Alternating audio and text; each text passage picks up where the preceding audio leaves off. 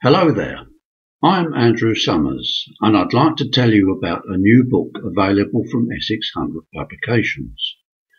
It's written by Southend author Marion Pearce and called Milton Chalkwell and the Crowstone. Some may remember the title from over 20 years ago, but this is a brand new edition which has been completely revised with extra chapters, additional text containing fascinating detail, and a series of brand new illustrations.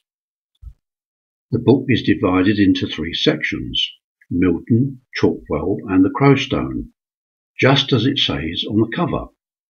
Over the years the hamlet of Milton or Middleton has been lost in the mists of time, yet traces of the middle town can still be found between Leigh-on-Sea and Southchurch, and the name Milton still survives in road names in Southend and the electoral ward of the same name. It is difficult to believe that in the 13th century the lord of the manor of Milton was Prior Henry of Canterbury Cathedral.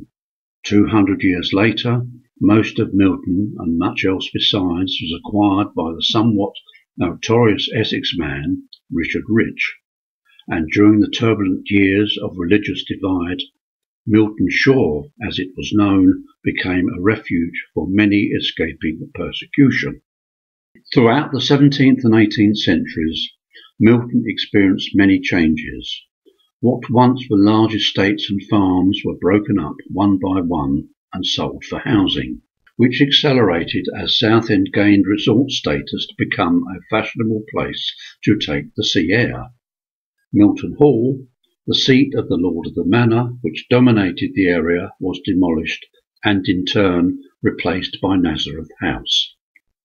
Chalkwell, a fashionable area to the west of Milton, centres around Chalkwell Hall and its park. The present Chalkwell Hall, the third house on the site, is now occupied by the multi-art centre Metal. Until the coming of the railways, nearly all of Chalkwell was farmland. When the railways were constructed in the 1850s, an Empowering Act required 2 level crossings to be built, with a special siding to accommodate the farming community. Perhaps even stranger is the name Chalkwell, as there is no chalk in the soil. It is suggested that there may have been a well on the site, now long gone, that was lined with chalk, hence Chalkwell.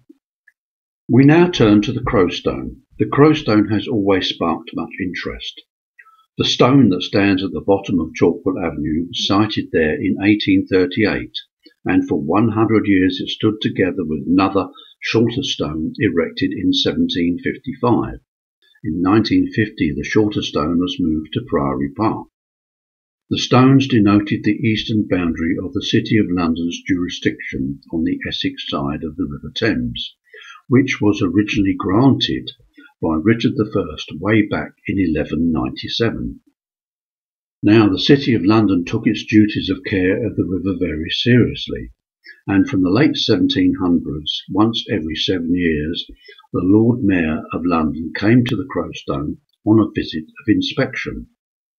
I say inspection loosely, as with the passage of time the inspections became events in themselves, whereby large parties of dignitaries came from London by steamer to be hosted by the civic authorities in Southend.